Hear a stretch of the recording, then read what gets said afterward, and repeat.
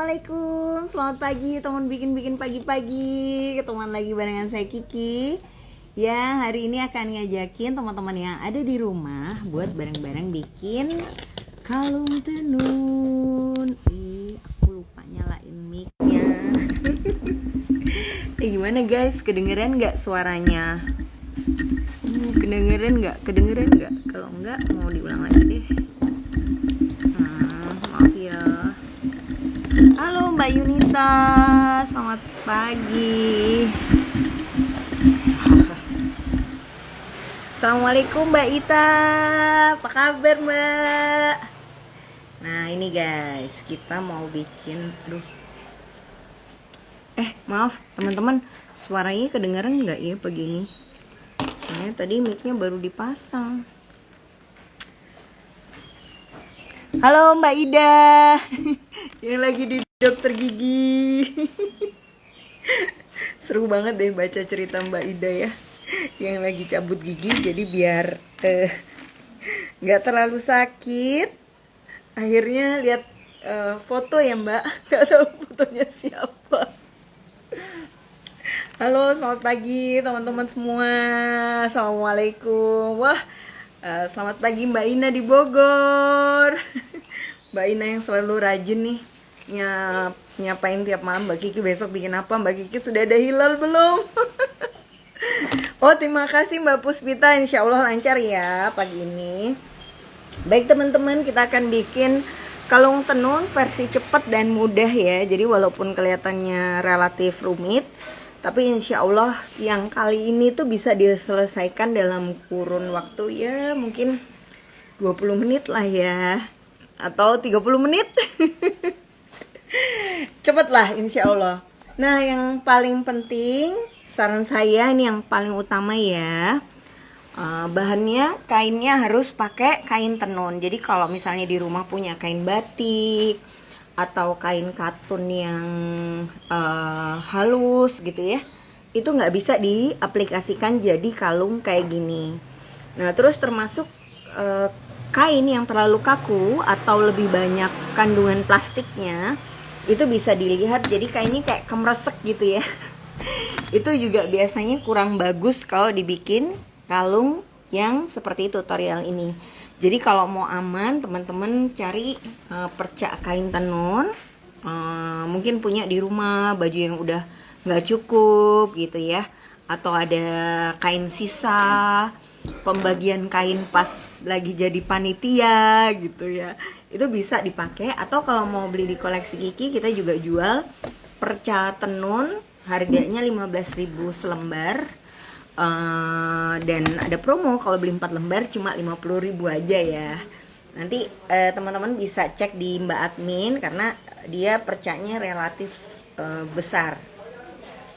Nah nanti kalau teman-teman udah punya perca tenun kayak gini, perhatikan pola dan motif yang mau diambil. Karena biasanya dalam satu kain besar itu polanya bisa ada macam-macam ya. Nah, jadi lebih baik kita pastikan dulu kita mau ambil pola yang mana. Sehingga pada saat kita ngeblat itu apa ya? baruli.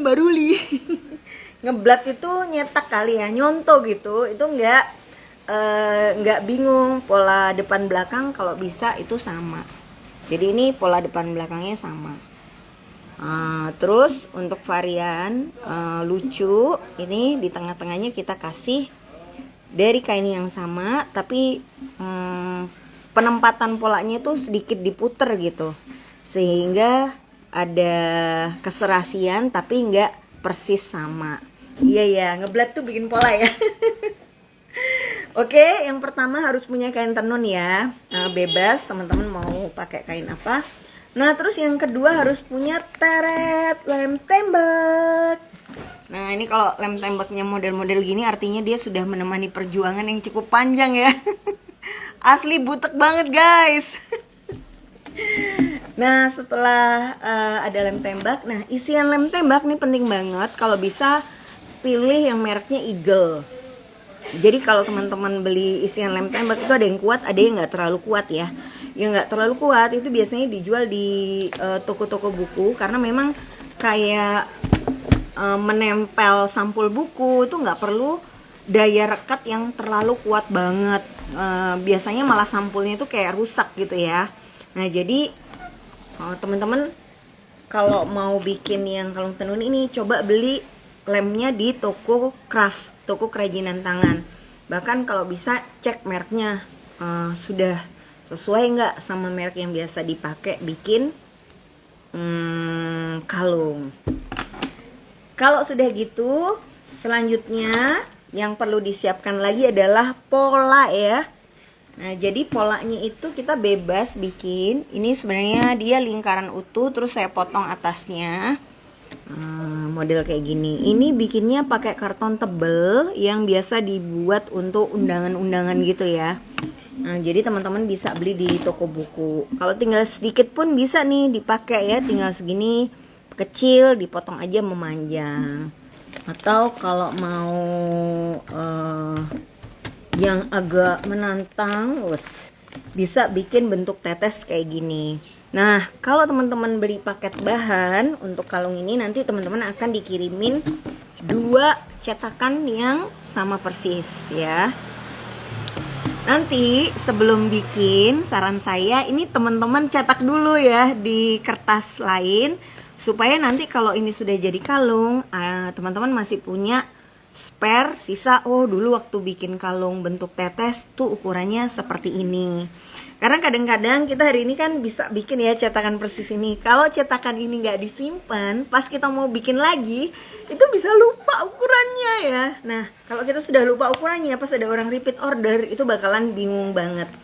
Jadi, untuk kalung-kalung yang udah kita buat, kita harus simpen satu cetakan ini, blood yang sesuai kesukaan kita lah ya, model dan desainnya. Ukuran-ukurannya juga bebas, mau bulat boleh, mau misalnya dibikin agak oval bisa ya, atau mau dibikin kotak aja biasa, itu juga bisa. Nanti bisa dipasang bentuk kotak gini atau dipasang bentuk ke bawah ya, wajik maksudnya. Kok ke bawah? Ini namanya kotak mah ke atas ke bawah sama aja. Oke, jadi harus punya cetakan dari kertasnya. Buat teman-teman yang baru bergabung, mungkin nanti bisa nonton siaran ulangnya ya, karena bikin kalung ini sebenarnya cepet, tapi rangkaian persiapannya itu banyak banget. Nah, oke, kita langsung mulai ya guys. Selanjutnya kita siapkan dulu cetakannya kayak gini. Nah, kemudian cetakannya itu kita pastikan dulu. Misalnya ini ada 2 ya. 2 persis. Oke. Ada 2 persis.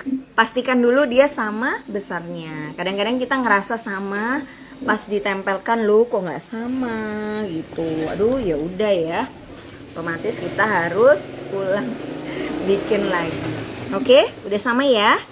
Nah, bener Mbak Ting Ting. Jadi nyiapin bahan ini, makanya kita kalau jualan paket bahan itu biasanya ready 20 paket, ready 30 paket, atau ready 5 paket. Itu karena sekali gunting itu langsung bikin 5 paket atau 20 paket. Nah, nanti kalau ada orderan lagi baru kita bikin sekalian gitu pokoknya ngerjainnya.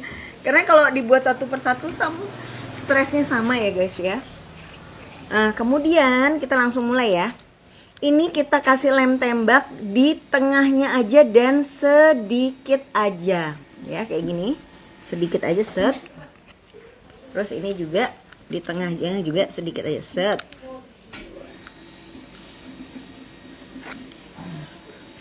Ini harus tangkas ya bikinnya, karena apa?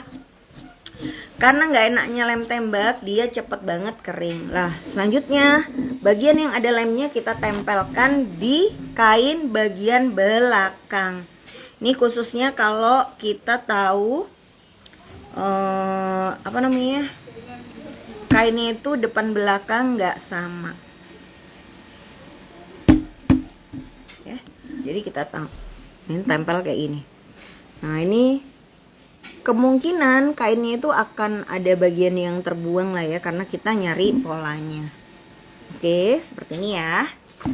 Nah, dia memang masih kiwir-kiwir ya guys. Jadi itu masih ke buka-buka dan cuman tengahnya aja yang kepotong. Selanjutnya kita siapkan gunting, dan ini harus gunting kain ya. Kemudian kita potong sedikit melampaui kainnya. Nah, jadi kita ikutin polanya kurang lebih 1 cm.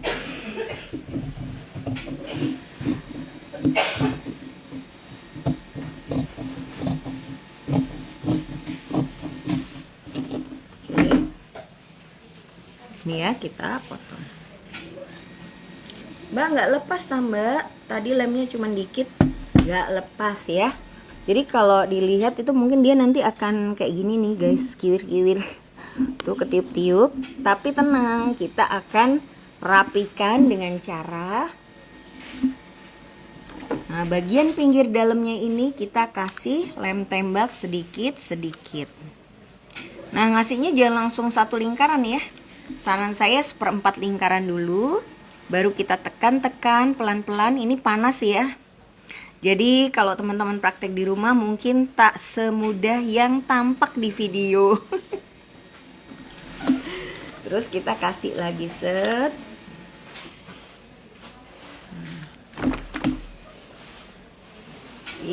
Tekan-tekan lagi.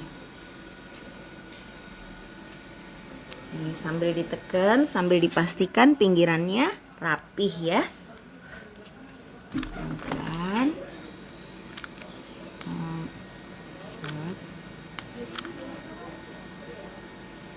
Kalau kita kerjanya udah bisa cepat, bisa langsung dilem setengah lingkaran sekaligus.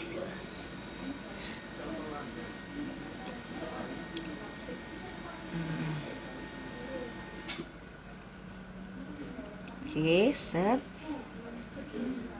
Nah, nanti dia akan tampak seperti ini di sisi dalamnya. Mbak, tangannya udah kebal ya. Aduh, ini jangan ditiru ya. Nanti kalau misalnya teman-teman nyobain di rumah mungkin bisa pakai penggaris atau pinset gitu ya, biar nggak terlalu panas.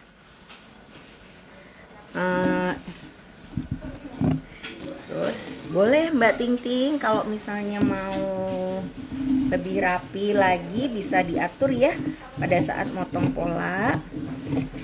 Nah, biar dia lebih rapi. Jadi dipotong dikit, maksudnya Mbak Ting Ting tuh gini loh guys. Kayak dikasih potongan gini ya, dikit-dikit di pinggirnya. Nah cuman nih harus hati-hati ya. Kadang-kadang karena ini kan nggak nempel sempurna ya, kadang-kadang kita motongnya itu kedeketan sama bagian depan. Walhasil kalau kedeketan sama sisi pinggirnya, itu nanti potongannya akan sampai ke depan liontinnya. Nah, jadi nanti teman-teman sambil dikira-kira sendiri. Makin tebal kainnya, makin susah rapi ya. Itulah kenapa tadi saya cerita kalau misalnya jenis kainnya itu yang banyak plastiknya. Jadi kain-kain yang kaku, kemeresek, susah dibentuk, itu biasanya akan semakin susah juga untuk rapi ketika dia dilem. Nah, oke. Terus kita tekan lagi ya sampai penuh. Nah kalau misalnya materi ini dibuat pelatihan lagi, apa ya Mbak yang perlu disiapkan? Nah otomatis kalau misalnya teman-teman mau ngajar ya, satu kelas itu 20 peserta atau anggap 15 ya, 20 peserta lah ya, maka per 4 orang itu harus bisa punya satu lem tembak untuk dipakai secara bergantian. Jadi hitung-hitungannya itu 4 atau 5 orang itu per satu lem tembak.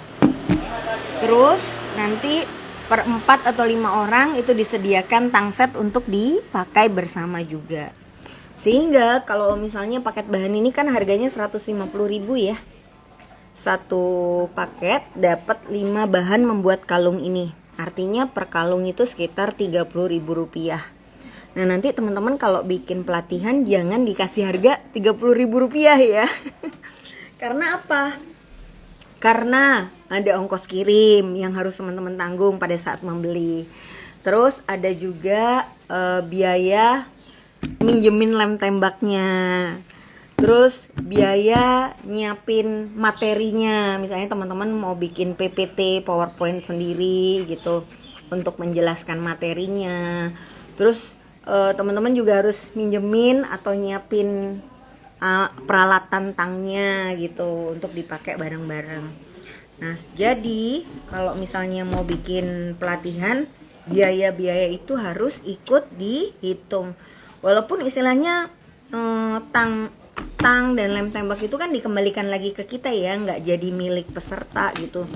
Tapi kan kita untuk nyiapin 5 set tang, 5 set lem tembak itu perlu biaya ya. Nah, otomatis itu juga harus dihitung dan dikira-kira. Nah, kemudian untuk bagian tengahnya, nah ini kan sudah ada liontinnya ya teman-teman. Udah ada liontinnya gini. Bagian tengah kita pilih yang motifnya berbeda sama alas bawahnya. Nah, kita kasih ya. Kalau bawahnya cuma dikasih kain aja, tapi nggak dikasih karton lagi, bisa nggak Mbak? Sebenarnya kalau ditanya secara teori sih bisa Mbak Ting Ting, tapi ketika kalungnya dipakai, sebab kan kartonnya ini nggak tebel-tebel banget ya. Kenapa kok kartonnya nggak dipilih yang tebal sekalian Mbak Kiki? Karena menggunting karton tebal, walaupun walaupun gunting kita itu udah besar, itu bukan hal yang mudah ya guys. Apalagi kalau pola yang kita bentuk itu banyak lekukannya. Itu bisa jadi pada saat digambar sih sama persis, tapi setelah dipotong mungkin saja tidak presisi antara satu sudut dengan sudut yang lain. Makanya Mbak, biar nggak presisi kita bikin satu aja. Nah tapi kan teman-teman otomatis harus menggunting kainnya juga kan dengan yang sama. Nah terus kain ini ketika ditempelkan hanya berupa kain, dia potensi melengkungnya itu juga relatif besar ya, sehingga kainnya tuh mudah geser gitu, jauh lebih sulit. Nah kalau misalnya alasnya ini tipis, ketika kalungnya dipakai itu nanti kalungnya akan melayang, jadi jatuh kalungnya di badan itu nggak terlalu bagus. Nah ini harus dipertimbangkan. Mungkin secara kasat mata, secara biaya lebih ekonomis kalau nggak dikasih sama karton 2 kali gitu ya. Nah tapi pada saat dipakai kalungnya itu akan terlalu tipis sehingga dia nggak bagus. Nah nanti saya akan tunjukkan juga alasan kenapa saya pakai 2 karton di step yang berikutnya ya. Nanti biar teman-teman lebih terbayang. Nah, ini kita bungkus. Nah kalau bisa ini cari yang ada pola-polanya dikit lah ya, atau ada motif tenunnya biar dia kelihatan nggak polos banget. Oke, ini dalamnya kancing batok. Kalau pilih kancing batok, boleh nggak sih Mbak yang kecil, karena di rumah punya stoknya kancing batok yang kecil gitu. Boleh saja, tapi semakin kecil ya, semakin susah nyimpen bagian belakangnya. Jadi memastikan bagian belakangnya nempel ini juga akan relatif lebih susah, karena dia kan lebih imut gitu ya kancingnya ya. Nah kalau misalnya dia kecil, saran saya sih mending dijahit jelujur aja daripada dikasih lem tembak. Terus kalau dia kecil itu motif pola bintik-bintik atau pola dari tenunnya suka nggak kelihatan karena ya diameter kancingnya kan kecil. Jadi seringkali dia kelihatan kayak polos biasa aja. Nah ini kalau sudah jadi, kita langsung tempel ya teman-teman di atas lempengan. Seperti ini caranya. Yang dikasih lem adalah lempengannya ya. Kenapa kok yang dikasih lem lempengannya, nggak kancingnya aja? Karena kalau kancingnya biasanya potensi dia melebar atau kemana-mana gitu ya, itu lebih besar. Tapi kalau yang di lem itu adalah bagian yang lempengannya, kita sudah tahu tuh diameter lempengannya berapa. Nah, kita pasang lemnya di seputar diameter sehingga dia tampak depan, tampak belakang itu rapih. Sudah dilem tapi lemnya itu nggak sampai kelihatan cemot-cemot ya. Cemot-cemot tuh kayak keluar-keluar gitu. Oke. Nah, untuk motif lempengannya ini teman-teman harus perhatikan juga ya. Kalau dia lubang-lubangnya relatif banyak, maka potensi untuk nempelnya si lem itu akan lebih sedikit atau lebih susah. Nah, ini kalau diperhatikan desain yang ini kan talinya kayak nempel gitu ya di atasnya. Langsung nyangkut. Ini gimana Mbak cara masang talinya? Kok bisa kelihatan mepet banget gitu. Terus koin-koin di bawah cara masangnya seperti apa? Ini dipasang dengan bantuan eye pin atau paku. Nah, saya ambilin ya. Jadi pakunya yang seperti ini. Oke, dia ada lubang bulatnya gitu. Nah, terus pakunya jangan langsung ditempel ya teman-teman ya. Tapi kita buat kayak zigzag terlebih dulu. Nah, kurang lebih dia jadi kayak gini. Oke. Baru kita pasang di sisi paling atasnya lempengan yang bawah. Nah, ini kita kasih dulu di sini set. Baru kita tempelkan ini di atasnya. Kalau panas kita kasih tang ya. Nah, ini sambil ditekan-tekan. Mbak, kenapa kok harus di zigzag dulu sih? Kenapa nggak langsung lurus-lurus aja ditempelin di atasnya karton? Karena saya udah melakukan percobaan ya teman-teman ya. Ketika dia nempelnya dalam posisi zigzag sama nempelnya dalam posisi lurus, kalau lurus ini dia mudah ditarik. Tapi kalau dia zigzag, dia ini lemnya akan lebih lebar ya di permukaan paku sehingga dia relatif lebih kuat. Walaupun ya beban yang ditahan sama si ini kan juga nggak berat-berat banget ya. Tapi lebih baik di zigzag dulu. Karena saya sudah melakukan percobaan beberapa kali. Nah, terus kalau masang paku di bawah, mulai dengan pasang di paling tengah. Buat apa? Buat nentukan senternya ya, atau sisi paling tengahnya tuh di mana sih? Nah, sisi tengahnya di sini. Nah, kalau sisi tengahnya udah dapet, kita tinggal 1 cm ke kanan atau 1 cm ke kiri. Sehingga nanti dia presisi. Ini bikin zigzagnya harusnya pakai tang ya, guys. Tapi berhubung ini tangannya kuat, dia pakai tangan langsung. Nah, ini kita pasang di sini 2, terus kita pasang lagi. Nah, jadi pasang zigzagnya gini 1, 2, 3. Oke. Nah, ini kita tempelkan lagi sedikit dan pasang yang kawat.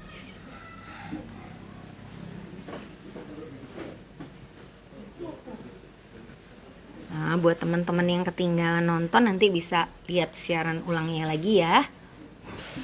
Nah, kurang lebih seperti ini nih pola di dalamnya. Nah, kalau kita tempel ini langsung dengan kain, misalnya ya, teman-teman nggak punya karton banyak nempel dengan kain, maka ketika diraba dia akan bergelombang ya, jadi nggak kelihatan. Nah, kemudian kita tempelkan lagi dengan ininya. Kalau hadapnya loop nanti bisa diatur pas sudah kering ya Mbak. Jadi pada saat masang nggak usah terlalu fokus loopnya harus ngadep mana, nggak apa-apa. Yang penting zigzagnya sudah nempel dulu. Nanti pada saat kita mau masang koin atau mau masang tali, baru kita sesuaikan arah loopnya ke sisi yang kita inginkan. Nah, terus ini kita lem ya sisi bawahnya. Nah, ini saat ngelem teman-teman jangan terlalu minggir ya, tapi kasih 1 cm di sisi agak dalam. Nah, kemudian pada paku-pakunya tadi kita kasih ekstra lem di sisi atasnya lagi. Kemudian pelan-pelan kita gabungkan.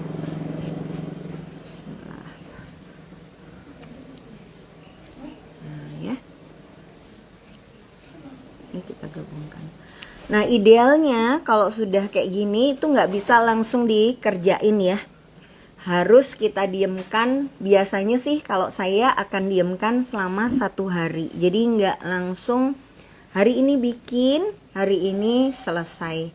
Walaupun sebenarnya kalau kita mau nyoba-nyoba tarik-tarik, atur-atur gitu ya, itu dia kelihatannya sih kuat-kuat aja. Tapi biar lebih aman, teman-teman bikin dulu 1 hari liontinnya ini ditempel dan dipasang. Nah, kemudian kalau mau nambahin manik-manik, mau nambahin tali di atasnya, itu dilakukan di hari yang berbeda ya. Nah, ini kan sudah jadi seperti ini ya. Nah, selanjutnya kita pasang di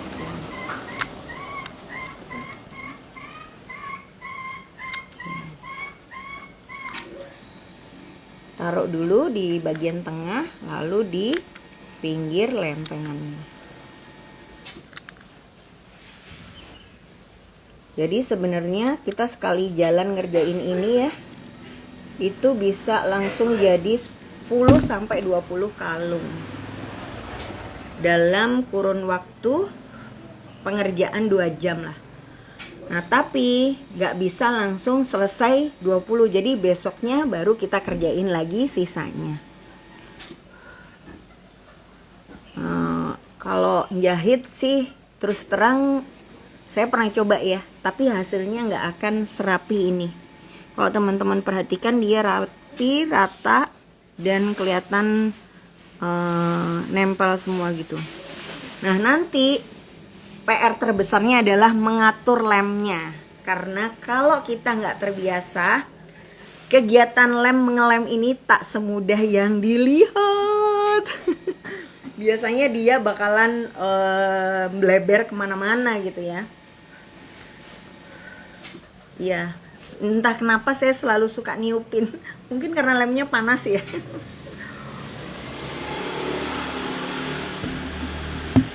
Nah, kemudian ini tadi ya, ini kan ada eye-pinnya, kalau dilihat dan diraba dia akan keluar-keluar. Nah, ini kita bisa atur hadapnya itu sejajar, karena di sini akan langsung kita pasangin sama koin tanpa kita kasih ring lagi. Jadi langsung dari eye-pin ini kita buka, kita tempelin koinnya ya. Nah, terus kita tutup lagi. Ini lakukannya nanti teman-teman hari berikutnya ya, atau ya intinya kalau udah benar-benar dirasa kering baru bisa dipasangin aneka ornamen. Mbak, kalau mau dikasih tassel bisa juga nggak? Bisa banget ya. Monggo yang mau kasih tassel, nanti tasselnya itu dikasih paku terlebih dahulu. Kayak kalau kita mau bikin tasbih itu ya. Nah, ini salah satu model kalung yang cepat selesai. Dan kalau teman-teman punya kain khas daerah yang teksturnya mirip dengan tenun, ini bakalan bisa sangat membantu mengangkat kearifan lokal ya. Jadi kainnya itu bisa macam-macam.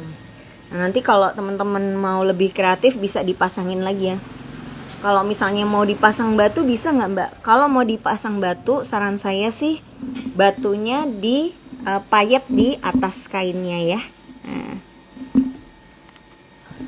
cara membuka eye pinnya dimiringin, dijengatin, dibuka ya. Jadi kalau misalnya nggak kelihatan karena dia kecil banget. Ini kan nanti muncul gini ya, buletan di ujungnya ini. Nah ini kita buka. Ini kita buka sedikit. Nah kalau dia udah terbuka baru kita selipin sama koinnya. Jadi dia nggak keluar sama sekali. Nah sekarang adalah bagian paling mendebarkan, masang tali. Oke, talinya saya gunakan tali Korea ukuran 1,5 mm sepanjang 1 meter. Nah talinya itu bentuknya seperti ini ya. Mbak, apakah talinya harus ini? Bolehkah saya ganti pakai tali yang lain? Boleh ya. Pada dasarnya bebas. Cuma saran saya talinya jangan terlalu tipis. Kalau talinya terlalu tipis, pada saat dipakai jadi kalung dia suka melinting, meluntir. Kalungnya tuh kayak pindah-pindah gitu tempatnya. Jadi kayak kurang oke ya. Nah, masang tali pun sama. Ini eye pinnya ada di dalamnya sini ya, teman-teman. Ini kita buka dulu eye pinnya. Nah, kemudian setelah eye pinnya kebuka, ini bagian paling tengah dari talinya kita sisipkan ke dalam eye pinnya ya. Kita sisipkan ke dalam eye pinnya. Jadi dia nyantol ya. Nah, kalau diganti kain batik atau ini secara teori sih bisa ya Mbak, tapi tingkat kesulitannya akan lebih besar karena tekstur kain tipis. Dan kalau tekstur kain tipis pada saat dibentuk itu lemnya akan jembret banget. Oh iya Mbak Ruli, nggak apa-apa. Jadi lemnya itu akan keluar banget. Kenapa? Karena kita tuh pada saat praktek bikin ini lemnya pakai lem tembak, dan lem tembak ini kan dia punya gimana ya, tebel gitu loh teman-teman kalau misalnya ditempelin. Nah kalau kainnya itu tipis, maka nanti bawahnya lem itu akan pada saat kita raba akan terasa berduduk, kayak ada ganjel gitu. Ganjelannya itu apa? Ya lem tembaknya itu nempel di permukaannya si kainnya. Biasanya akan terasa sih. Tapi sekali lagi kalau nggak pernah nyoba kan kita nggak tahu ya. Jadi saran saya, apa yang saya sampaikan ini jangan bikin teman-teman, oh kata Mbak Kiki nggak bisa nih gitu, terus nggak mau nyobain gitu. Karena sebenarnya setelah kita nyoba banyak sekali materi, itu akan materi yang berbeda, kainnya diganti berbeda, bentuk liontinnya diganti berbeda, talinya pakai yang model lain, ukurannya diubah. Itu selalu ada pelajaran yang kita dapat, sehingga kalau kita bikin lebih banyak, lebih beragam, itu kemungkinan kita untuk modifikasi juga jadi lebih besar. Oke, ini sudah ketempel ya, dia sudah kepasang nih talinya. Nah biar lebih estetik, ini talinya kita masukin di jari, set, lingkarin, terus tarik keluar, set. Nah dan dimepetkan ke liontinnya, set gitu.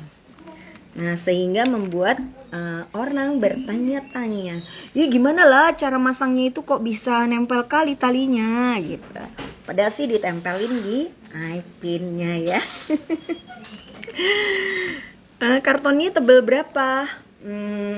Sebenarnya sih ketebalan karton itu makin tebal makin bagus ya. Tapi semakin tebal harus butuh tang yang makin besar. Jadi diameter tangnya itu di 10 atau 12. Kenapa gitu? Kalau kita maksa motong kertas-kertas tebal pakai tang yang kecil, itu tangan kita akan lebih cepat cedera karena berat banget motong kayak gini ya. Kalau misalnya teman-teman bikin polanya lurus-lurus aja, saran saya sih mending pakai cutter daripada pakai pakai gunting maksudnya. Jadi ketebalan karton itu tergantung pada kemampuan kita memotongnya aja sih. Makin tebal kartonnya sebenarnya tambah bagus ya. Nah ini terus talinya kita bagi jadi dua ya, satu di kanan, satu di kiri.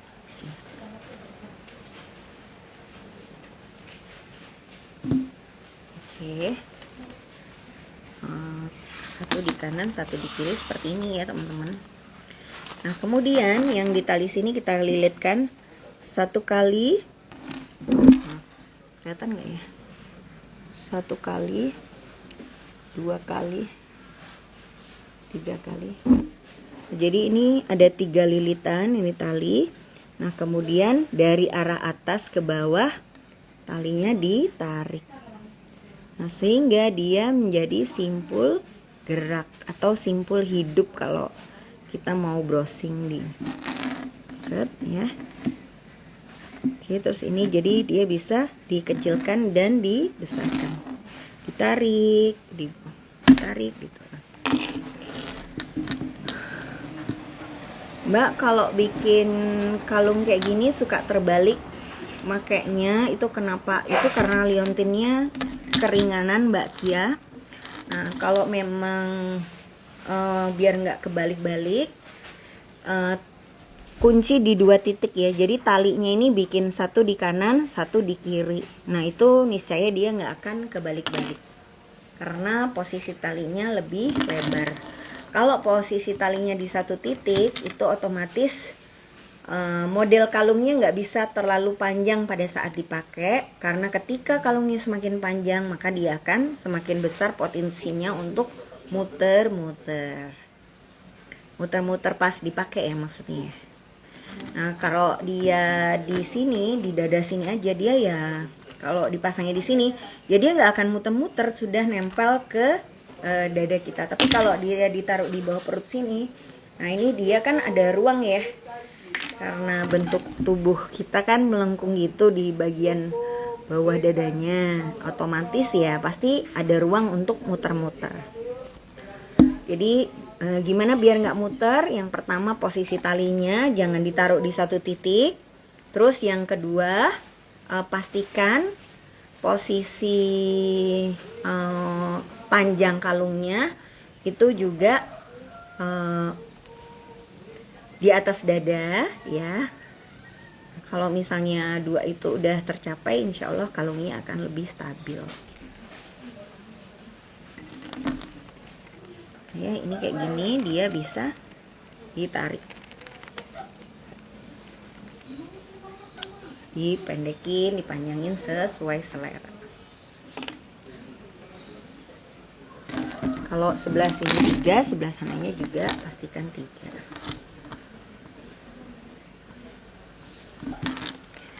Ini kita uji coba ya kalau ditarik memanjang. Sepanjang apa sih kalungnya? Set. Ini dia kalungnya sepanjang ini.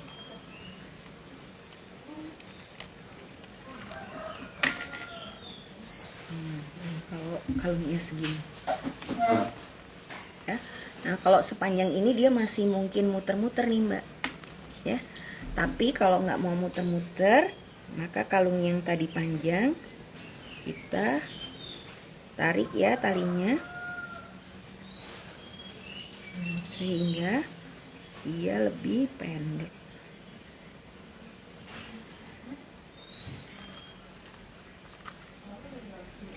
Nah kalau dia dipakainya pas sepanjang ini, otomatis dia nggak ada space buat muter-muternya juga. Kalau saya jual kalung ini harganya 50 ribuan Mbak. Biasanya kalau saya bazar biar gampang nggak ada kembalian gitu ya, 50 ribu.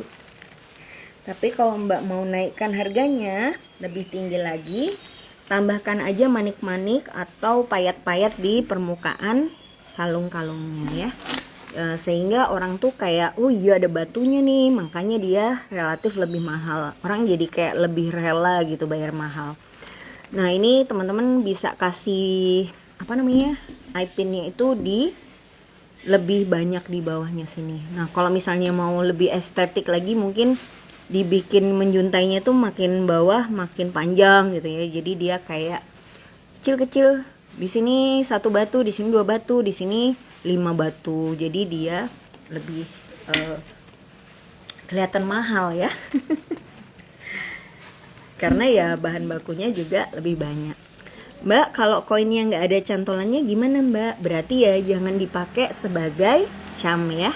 Kalau nggak ada cantolannya, biasanya koinnya itu diaplikasikannya dijahit atau ditempel. Nanti bisa lihat tutorial yang sebelum ini.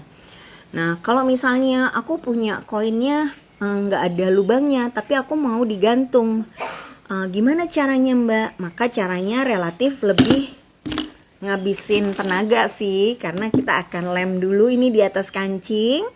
Lalu kancingnya kita kasih eye pin sama head pin, atau yang istilahnya ya anggaplah ya kita mau bikin kalungnya bersusun 2 gitu. Nah, berarti di sininya kita kasih eye pin baru di sininya kita tempelin. Baru di karton yang kedua dikasih sama koin ya.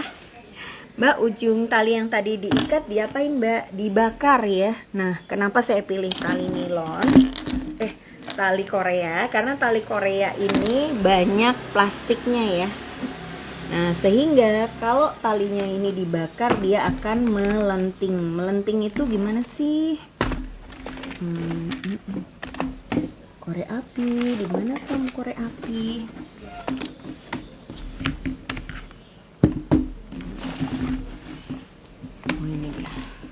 Ini saya tunjukkan ya, ini korek apinya.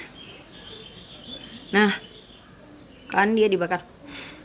Ini dia akan jadi kayak bola gitu loh, guys. Ya. Selain berfungsi ngunci, bola ini juga kayak menjaga supaya benangnya dari tali itu nggak jerawut-jerawut. Kalau nggak dibakar, dia akan berpotensi makin lama makin panjang nih, benang-benangnya terurai. Jadi tali ini kan sebenarnya dipilin dari benang-benang yang lebih kecil gitu ya.